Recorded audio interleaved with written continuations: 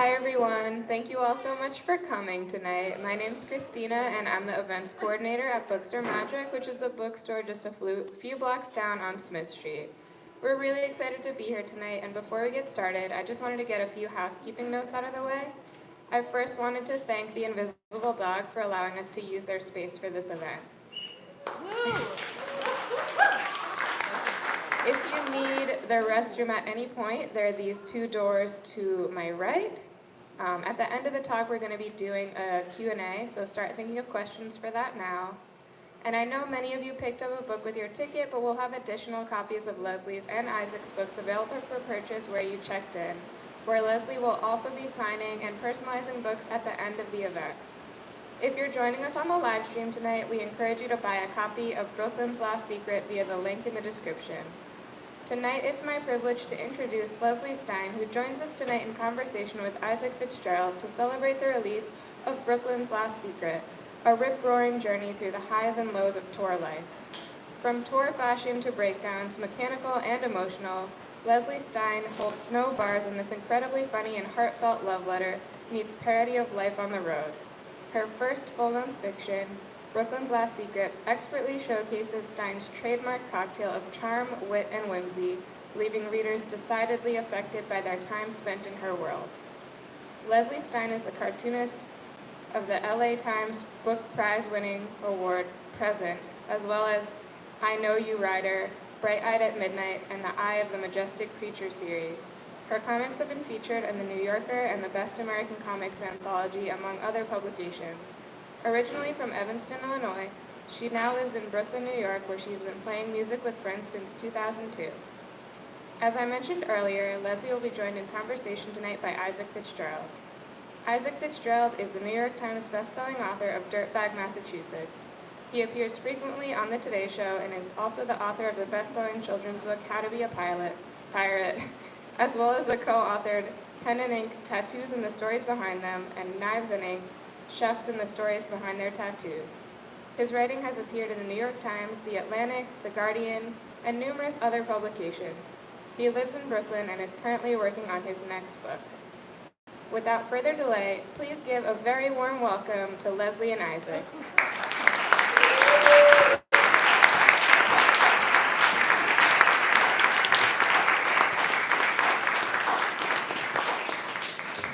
All right, First things first, can we give it up for Books Are Magic for hosting this wonderful event? Second thing, I'm not sure if anybody knows if they can, but that thing's pretty loud, so if anybody knows how to turn it off, that'd be amazing. The second thing that could happen is there are some empty seats up here. If anybody back, like, I can't hear, feel free to join us in the front. Third thing I want to say, let's give it up for the Plastic Leslie Band, who played some wonderful music for us tonight. They'll continue playing after the event, and there's beers in the back. It's all free. Grab a beer, enjoy yourself after we're done. But the last thing I want to say, let's give a real big round of applause to Leslie Stein.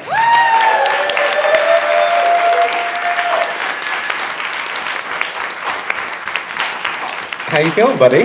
Good, how are you? Thanks for being here. Isaac Fitzgerald, everyone. I also want to say thank you so much to Allison and Evan from Barb's for helping out with the beer tonight, as well as John and Quarterly. And Matt Callahan, who brought a bunch of non-alcoholic beers from Visitor, which is a new place that he's repping for, which is awesome. So I want to give him a shout out. Absolutely, fantastic. Give it up. All right, so I wanted to just dive right in. I'm just a huge fan of this book. I love it so much. I mean, I'm also just a huge fan of you in general and everything that you do. But Brooklyn's Last Secret, it's got a pretty unique backstory how this book came to be. So I'm wondering if you could talk a little bit about where kind of the beginnings of what became this book came to be. Okay, well, right before the pandemic, I mean, I've been playing in bands in Brooklyn since I got here. It was like almost 20 years ago. Can you hear me okay? It's good. I have a low voice, so let me know. And lots of different people, but right before the pandemic, I started playing with a couple of friends of mine, Max and Peter, and we got to about 4 practices, And that's like, if you know the three of us, actually kind of amazing that we even made it that far before the pandemic started. So then immediately went into lockdown, and I released a book called I Know Your Writer, which I felt really weird promoting at the time because of everything that was going on. And then a couple months after that, I was like, I don't know, I was like, I need a new book, I don't know what to do. I want to do something really fun and like interesting, but like something for rock and roll people. And I just started drawing like different versions of friends of mine, Max and Peter in particular, but I didn't use their personalities. I just kind of like, I'm going to draw you guys, and it's not you, so don't like freak out or anything. And they gave me approval, so we're all good. No lawsuits yet. But yeah, so I just like put the band, started the band, and started putting on Instagram, and then within like maybe 30 pages or so, I was like, well, you know, this should be a long book, and then it ended up being about 300 pages. But yeah, I spent a lot of time putting on Instagram just to kind of like give people something to laugh at during that horrible time, you know. And also you've mentioned it's also about a band that's on the road, which is we were all so stuck. So was that some kind of form of escapism for you, or do you think it's just that's why people really liked it when you were putting it up? Because you got this immediate reaction at a time when people were very, very bummed. Yeah, I mean, it was definitely like a lifesaver for me because, you know, it's not plot oriented, but what I did is I had a whole map of the U.S. and I was like, okay, this is the tour. They're gonna be here and here and here, and like for some reason they have to play Salt Lake City twice, which actually happened on the tour I was on. So that was like a very hard thing to write around. Like, well, why would they be there twice? Oh, one has to be a music festival then, and then like, okay, now they're gonna have to play like, you know, these other places that are probably not gonna be good shows as a result. So it's like it kind of wrote itself once I had the map out, and then every morning I would be drawing a different scene of like actual rock clubs in like different places, and that was really fun too because I was like, well, where should they stop for barbecue? You know, like, and I look up that and I'm drawing that, and so instead of like being in my apartment by myself, I felt like I was actually on the road exploring the country at that time too. That said, being on the road can sometimes, as you portray so beautifully in this book, sometimes can be a little bit of a slog. Yeah, I mean, it's a road trip, you know, and it's a road trip with people that are, you know, your best friends, but sometimes they're going to get on your nerves, or people are going to get electrocuted on stage. And, you know, exes will show up, and other bands, you'll hook up with people in other bands, and just all the stuff that happens on tour, so just like throw it all in there. I love that you were very specific about other bands, hook up with people in other bands. Yeah. I promise not to do this to you all night, but not to hit you with something that would kind of be in the book, but top 5 worst things about being on the road. And then maybe talk a little bit about the top 5 concept that is throughout the book. Top 5 worst things? Probably the smell of the van, number one. The time between sound check and playing. I mean, the long drives, shitty hotel rooms and lodgings, and sometimes not being able to find like food that you might want to eat. Like there was one tour I totally ate Subway sandwiches the entire tour, which really was the best option that I had. And I probably lost 10 pounds in a month. But yeah, so I would say that. Wait, what's your go-to Subway sandwich? Veggie delight, Oh, okay. provolone cheese. Yeah, so that's probably why, because that's probably like 300 calories, plus like 8 Rolling Rocks I drank before this. Of course it's Rolling Rock, you know. But throughout the book, the characters are asking each other these kinds of top 5 questions, and not trying to project here a little bit, but it felt like this way of kind of passing the time, like, right, because you're spending so much time with these other people. Like, it's almost like a surface level. Yeah, and it was also kind of like a kind of wink to like other rock like movies and media, like that would be like High Fidelity or something. And the band's like totally aware of that they're doing that, and it's silly. But like I used to work at a record store called Kim's in the East Village, and I remember some of the guys would definitely like talk about their top 5 this, and I'd be like standing there in the corner like, wow, is this really happening? Like, you have no sense of humor about this, but they do. So I mean, the first top 5 is like top 5 rock riffs. And the best thing about writing the book was that I got to win every time, really. No matter whether it was like Paul or Marco or whoever, it's like it was actually my top 5. All right, so let's talk about the characters a little bit. There's Ed, there's Paul, there's Marco, and there's Lilith. Did you, like, how did you come up, you said you started drawing maybe some bandmates that you had, but like, how did you come up with these characters? Was it really easy? Did they come to you on the page quickly? Did their personalities shine through, or did you really have to kind of like work at crafting each one? I would say like I drew them and immediately it was like, that's like that guy. And he's a version of like 3 of my friends, but like I guess like Lilith is kind of based on me. In fact, while I was putting on Instagram, I got several, and this is not crazy because like before this I'd done like autobiographical comics for like years and years. So I think the fact that like the faces are very open in it, and there's a girl in a band, and I'm like, are you kidding? That's not me. You know, she has red hair that's curly. But people would be like, that's so cool, you're on the road right now. And I was like, no one's on the road right now. What? No one's in Kansas City magically playing a show today. But, so yeah, I kind of like went somewhere else with that question. But yeah, they were really, really natural to me to draw. And I love to see how they like made alliances through it. Because at first, like, I thought like Paul and Lilith are just like not gonna get along at all. And by the end of the book, you kind of see like they really do love each other, but like they get annoyed with each other because Paul like never loads in or out. But Paul is magical because he's one of those guys like he never loads in or out, but somehow he gets away with it and no one expects him to. And we all have that person in the band, so like they don't load in or out. Like, so yeah, the characters just kind of form then, and then it's my friend Gary Pander, who's here, always says like the most lovely thing about this is like you make the characters and then you watch them and let them do what they need to do. That's lovely. Can you talk a little bit about just kind of how you basically just for those that haven't been able to crack the book yet, the concepts kind of behind each character? Lilith's a little bit you, but not you. But Marco, Ed, Paul. Okay, so we'll do just a rundown, all right? There we go. So Lilith, only female member of the band, she's just going through a breakup, so she's just kind of like losing her mind a little bit, but she's trying to be cool and keep it together. And what happens is during the tour, there's this thing called tour style. I don't know if you're familiar with it, but like because you're in so many cities, it's like part of your personality starts to kind of change, and you're picking up on all these different things that are happening around you. So it's like you can leave for a month-long tour and you come back and you have like some real weird clothes on when you get back. It's like stuff from rest stops, whatever. So I wanted to put her in full-on like 90s candy raver mode. So she has like a backpack that's a ladybug, and she has headphones that are like a teddy bear headphones, and she's always like stoned and like sucking on weed lollipops. So it's just like, and that was like just for me really fun to draw that outfit. So that's her, and she plays guitar, and she's always mad because people always think she plays bass when she walks in, which is a thing. Never happened to me.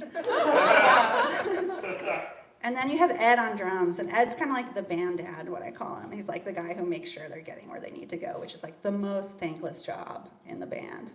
And he has a more technical brain, you know. He's like a drummer, he's a tech guy, and he's very cool, but he's a little bit like anal, basically. And him and Lilith have like the strongest backstory in the book because they used to work at a record store together, and they kind of started the band, so like they've been together the longest of anyone. And then what happened is they had this singer for a long time that got addicted to heroin and stole all their gear from the practice space. And so obviously that wasn't going to work out. They do run into him later on the tour, and he's become a Buddhist, and he's sober, which is generally how it goes. So they need a new replacement singer, and that's Marco. And Marco's really young compared to them because they're like, you know, like around 40 years old, and Marco's 26. So Marco doesn't have any sense of like what this is actually going to be and like what all the disappointments are going to be, you know. So he's the one when they show up at, you know, the big venues, like, oh cool, we get to play the big stage at the venue, and they're like, no we don't. Like, and then that leaves Paul, who is like everybody's favorite in the book, who never speaks. except for to win top 5 somehow, even though only Marco understands him. And the backstory of that is that only Marco speaks cool. Lilith and Ed do not speak cool, so he's the only one who can understand, so he has to translate Paul to these guys, even though they've been a band with him forever. But Paul and Marco have their own little adventures and stuff, but yeah, Paul's just a magical person who just gets away with anything, and like, you know, they all have a day off in San Francisco, and they're all like dealing with different things, but like Paul's just like, I guess I'll go have a steak at this expensive restaurant and like check the S&P 500, which is working in his way. We're like, why does this guy have so much money? And then like meets a woman, and then just like goes and like bribes himself into like having a swimming pool to himself in a hotel. So that's Guy. That's why I kind of thought he was a villain. I'm like, who can like this guy who just like everything goes his way? I was just like, everyone just loves him. We love the dream of coasting. Well said. I think it says something about me though, that I did not pick up on the fact that Marco was always translating Paul, which I think definitively means I don't speak cool, which is I'm gonna deal with that afterwards. If Lil is based on me, like I don't speak cool either. I'm okay with that. There you go. Probably wouldn't be here if I did. You know? I feel like you are, like, it seems clear that these characters came to you easily, but like, were there any characters, just to kind of keep with the theme, who like didn't make the band? Were there any characters, or to put it, or to like ended up on the cutting room floor? Was there anybody you kind of tried out and you're like, no, you had these 4s and you ran with it? Yeah, absolutely. And like there were some bands, like they play with a bunch of bands during the tour, and like there's this one band they play with where I was like, it's kind of based on like Mac DeMarco or like someone like that, because I was like, well, that'll just be like fun. I can imagine what that guy's like. He's already a cartoon character, so why not like use him as the inspiration? So, Absolutely. yeah. All right, so I wanted to talk a little bit, we're talking a lot on the story and writing and how you kind of found these characters, but I want to talk about the art, of course, as well, which is so incredible. And I know, obviously, the colors in this book are incredible, but like that's just your style. So I was just wondering if you could talk, like, obviously we have these, you get a sense of Leslie's art if you just walked in off the street. These kind of open faces, you've spoken to me one-on-one about your use of color and how much you think about that. So could you just talk us a little bit about your process and how you came to this distinctive style? This is a style that keeps evolving, really. I think I had started using watercolor in 2014, was really for the first time, and just doing diary comics and not really having a sense of like a style, just kind of just writing down, experimenting on the page, and then after about a year of that, I kind of had a more distinct style, but it was still very open. And so like this is actually the first book where I'm using, actually, this is not a good example, but like it's basically a 6-panel grid, because that also gives it like a very specific rhythm, which you would also want in a book, of course, in any kind of book, but a music book, it makes more sense to talk about it in that way also. I can't believe this worked out perfectly timed. So we're walking into a rave scene. Sorry, keep talking about color. Yeah, so coloring is my favorite part. You know, setting up the page is sometimes kind of difficult, you know, getting everything where you need it to go, and then you ink it, and then when you color it, it's like, I actually don't know much about color theory. I just kind of zone out and just kind of hit it like, kind of like Paul Klee, Kandinsky style of like, this is here and this is here, and like this, oh, since I put this over here, this got to be over here, you know. But I'm really attracted to really bright colors, which is why I use the off-white paper, because if that's on white paper, it looks like it's actually like kind of difficult to look at. It's too bright. It's like too bright. Were you ever thinking about like a color? Like obviously you got Lilith's red hair, but was there ever a color palette like that you thought about with the characters, or was it really just like, listen, I'm like you just said, I'm just playing by feel? No, because the characters will have a. I know several people have had this moment in this room. First rule of comedy: dose the straight man. What could go wrong? Back to color. I like pink. It's my favorite. Yeah, I mean, I'm just really always interested in like psychedelic art and poster art and stuff like that. And I think just all that infuses like when I'm drawing, just to have the most fun in color. And what I was going to say about the characters, because they all kind of look the same, although like, yay for mustaches, because that really helped this book a lot. But yeah, so you want to like Lilith's hair being red, you could see someone, like, I wanted her to stand out in a crowd, because there's lots of crowd scenes, so it's like red's going to stand out, whereas most people have like brown, black hair, blonde hair. So stuff like that is really stolen from other cartoonists, from Chris Ware to like whoever he stole it from. He talks about like, oh, there's a redhead in this just because I needed this red on every page. I was like, yeah, okay. You're like, it works. Yeah, it works. It absolutely works. I'm sorry, I just wanted, just because we have it right here, and then I'm going to, but like, were you having so much fun, like, especially in this time when we couldn't be in crowds? Like, was this, Yeah. this was just pure escapism? Like, people are sweating on top of each other? Yeah, that's the Mac Marco guy right there. He's in the crowd. Yeah, I had so much fun. Anytime I get just to do like a scene like this, and that will take me like 2 days, I kind of set up like a day around it. It's like, okay, like they're moshing, like I'm going to be immersed in like what I think of as like moshing, and like I'm gonna listen to like Nirvana all day, and I'm gonna drink like gin martinis, and when I'm done drawing for the day, I'm gonna like lay on the floor and drink more gin martinis and listen to Nirvana, and it's fucking great, It's like, why leave the house? I'm having a great time, With the mention of listening to music while you're drawing, top 5 bands you listened to while you did Brooklyn's Last Secret? Oh, how honest should I be? Hang on, we can break it up. Top 5 real, top 5 cool. Very much on the spot here. Okay, I had a Kiss phase during this. I did listen to Paul Stanley's autobiography, which is 12 hours long, and I deserve an award for grit for that one, for finishing it, which then made me read Kiss and Sell, which was like a biography of one of their managers they only had for 2 years, who tried to capitalize on that, which is perfect with the title. So it was a lot of Kiss, just like band parodies, like Nirvana, I listened to them a lot during it. Weirdly, like, when I wake up in the morning, I need something more mellow. So I got really into like electronic music, and like there's this one Radiohead song I'd always just put on first, just to kind of like drink coffee and just be like zoning out to like settle in to draw for a long time. So that's 3 bands. Is that enough? Yeah, fine. Hey, listen, it's your party.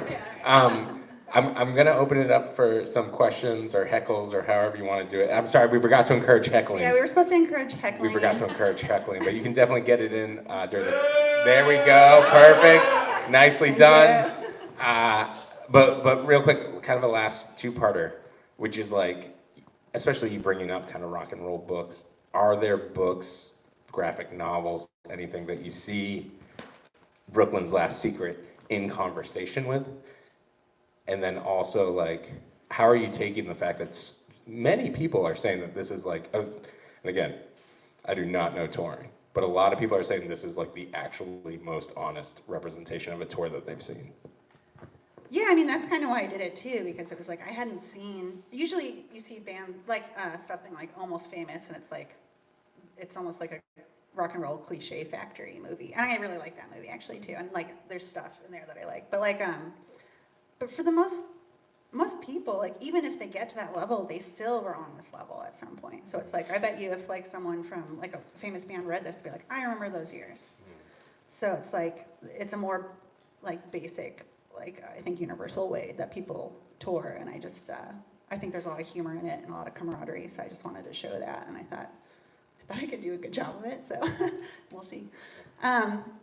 What was the second part of that question? It was just like, what books do you see, or graphic novels do you see kind of in conversation with? Dark Knight Returns, you said it. Yeah, anything Superman. No, I don't see it in conversation with a lot of comics. I mean, maybe like stuff like Hate from Peter Bagg in the 80s, where he would do like the Seattle scene, and there's like the humor, and it's more of a character-based something like Hate or Love and Rockets. Now you got me like thinking, yeah.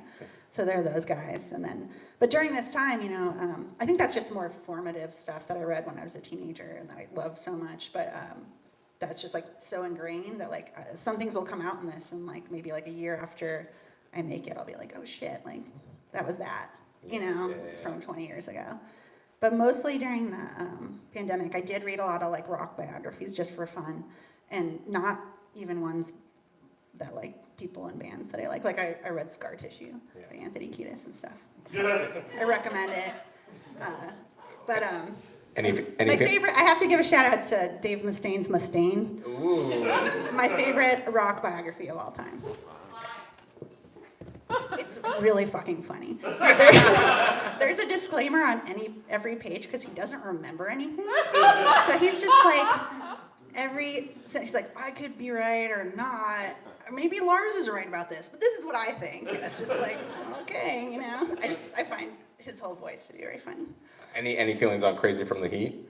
I don't know that one. David Lee Roth? I haven't read that yet. Oh, I will give you my copy. Okay, all right. It's like he just like spoke and somebody just recorded it and that's it. And there's like 10 time jumps just on the first page. All right, well, ladies and gentlemen, Leslie Stein, give us, there we go.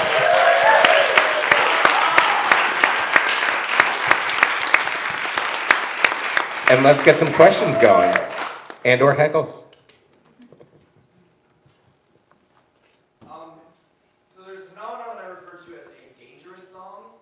My favorite example is that is Tomorrow Belongs to Me from the musical Cabaret by Cameron Ebb. Now it's not a bad song, it's a brilliant song, but it's a dangerous song in the sense that it's about the rise of fascism, but it's disguised as an uplifting anthem. And over the course of the song you realize, oh my gosh, this sounds like a good song, but it's actually about something bad. I was wondering if that's something you've ever encountered, if you have any examples of what I would call a dangerous song or a dangerous album. Not off the top of my head, to be honest. I mean, I know that like I tend to not listen to lyrics as much as I probably should, so I'm sure there's tons of stuff where it's like, you're like, this is a great song, so upbeat, and then like someone's like, you know, that's about this, and I'm like, sorry. So yeah, I'm sure. Yeah. So yeah, I'm sure I like all those songs. Go ahead. Yeah, you said that you like write the characters and let them sort of live as you're putting them together and their experiences. Was there anything that happened that surprised you? I'm going to repeat the question. Sorry, I forgot for the streaming. The question is, because Leslie kind of like made the characters and then just followed them where they went, was there anything that surprised her that the characters did? Yes, Paul being an okay dude. First, he was going to be the villain, and then his relationship. And it's also a Leslie thing, where it's just like, I always want to write like people being negative or antagonistic, and I just like can't do it because I'm just like, I'm sure there's a part of them he's okay, you know? So it's like the same. I think like what happened with Paul is like, I'm gonna make him. I was like, but I gotta make him okay, you know? So that surprised me, I guess. Can we talk? What was Paul's villainous attitude gonna be like, or is that not? Like I said, he never loads in or out. If you've been in a band, it's a really big fucking deal. It's like a really big red flag. I feel like I've learned two things about myself. I don't speak cool, and I would definitely be the person who didn't help load in or out. I was like, that doesn't seem that bad. Yeah. No, It's really bad. that's number one. All right. Oh, wow. People keeping me honest. Oh, he did load in tonight. Oh, I just want to give a shout out to my friend Denny right there because I said I would, so thank you. I just didn't see you walk in, so I was like, if he doesn't come, you know, I'm going to do that. Yeah. Go ahead. Oh, hey, what's up? My question is about your process when you're assembling these stories. Like, do images come before plot beats or vice versa? Do you ever have times where it's like, I know I have this scene in my head that I want to render, and how do I get there? Or is it like, I'm just plotting it out on paper and then illustrating it as a combination of the two? Yeah, that's a great question. He's asking about basically plotting out a book and like the imagery versus the writing process. And so my thing is I basically do thumbnails of like, here's the writing I need it to be, and then where can I fill in things for fun to make it visually interesting. So it's like the reason I mentioned like barbecue or something like that before is because it's like, if I have a band here and I need to take them here, it's like, oh, I have like all these panels I can play with then. And then I end up researching stuff online that looks cool to me, and then like inhabiting that and drawing it in that way. So it's kind of like, definitely the writing comes first, and then I'm trying to figure out a way to make it visually appealing later. Go ahead. You also write songs. He Great question. But that's what I mean, like, so if you were like, I don't listen to lyrics a lot when I write songs, but you're like very plot-based, like, comic writer, is it a different thing for you when you're doing either like the music versus the image making of the comic? The question was, does she write songs, and is it different when she writes songs in comics? Yes, because it's like, well, both things have one thing in common where you're interacting with something that's not part of your body, right? So it's like if you have a guitar and it sounds a certain way, you're gonna strum it a certain way.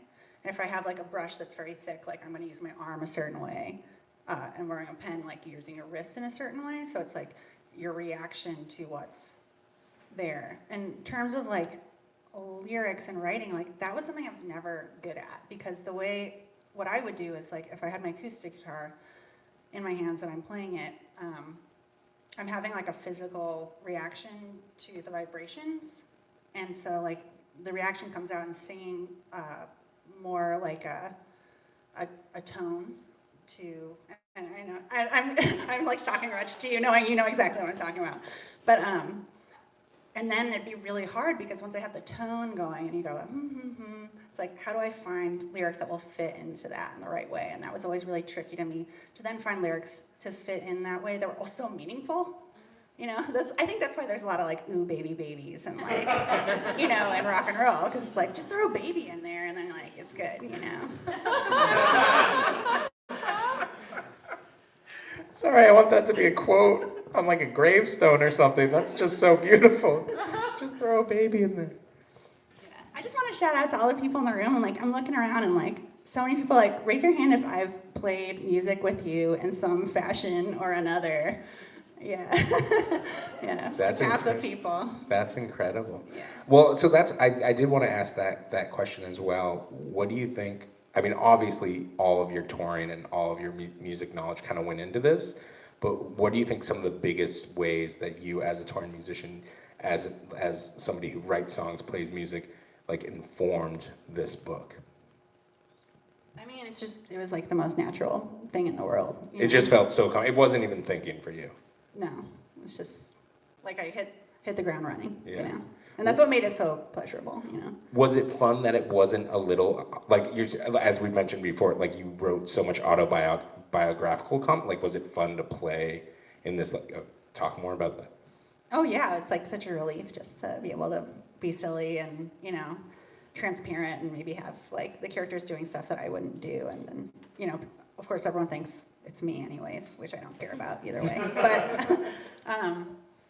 But yeah, no, it was great to just do fiction. It's just a delight, you know, especially after the last book. And we talked about this. Isaac came to the bar I work at the other day, and he was like talking about the last book I wrote, which was like a very introspective book about like choice and like abortion and stuff like that. And so it was like, this book was my dessert. It was like, that was like eating green beans for dinner to like eat a piece of cake for dessert. So like, welcome to my cake, you know? All right, ladies and gentlemen, give it up for Leslie Stein. Thank you so much for coming. Like I said, she's going to be signing books. We've got beer in the back. The band's going to get back on the instruments. And I also just want to say, I know you read her book right before this is also absolutely incredible. So I would recommend, as much as this book is, I love it so much, it's the dessert. Buy green beans too if you get a chance. It's so wonderful. All right, have a good night. Thank you for coming.